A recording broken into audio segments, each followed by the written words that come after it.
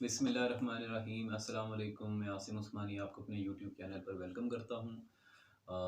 और मैं ये बात कहना चाहता हूँ कि मुझे बहुत अच्छा पॉजिटिव और ज़बरदस्त किस्म का फ़ीडबैक मिल रहा है वीडियोस के ऊपर। इसके ऊपर व्यूज़ बहुत अच्छे आ रहे हैं, लेकिन जितने व्यूज़ आ रहे हैं उस हिसाब से सब्सक्रिप्शंस नहीं आ रही। तो आप सब लोगों से रिक्वेस्ट है कि आप वीडियो को लाइक करें, चैनल को सब्सक्राइब करें और अपनी राय का इज़हार कमेंट में ज़रूर किया करें।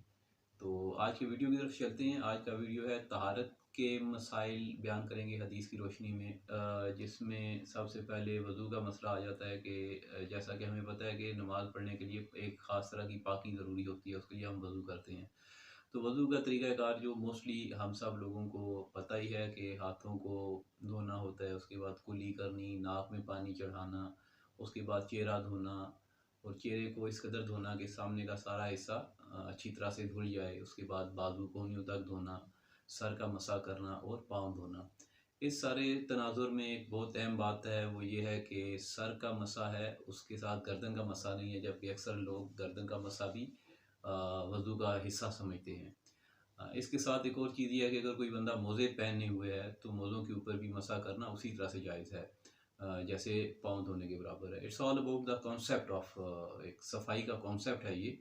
और अगर किसी ने पगड़ी पहन रखी है तो पगड़ी के ऊपर सर का मसा हो जाएगा उसका।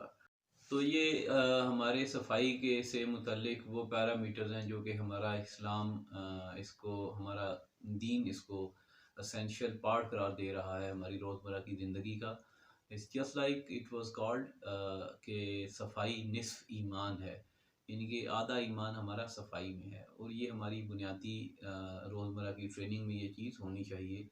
अपने आसपास के उठने बैठने की जगहों को साफ़ रखना चाहिए, अपने घर को, अपने गली मोहल्ले को और अपने आप को भी साफ़ सुथरा रखना चाहिए, साफ़ सुथरे कपड़े पहनने चाहिए। ये सारी बातें सुन्नत मुबारका भी हैं और हमारी बुनियादी इस्लाम की तालीमात में से भी हैं।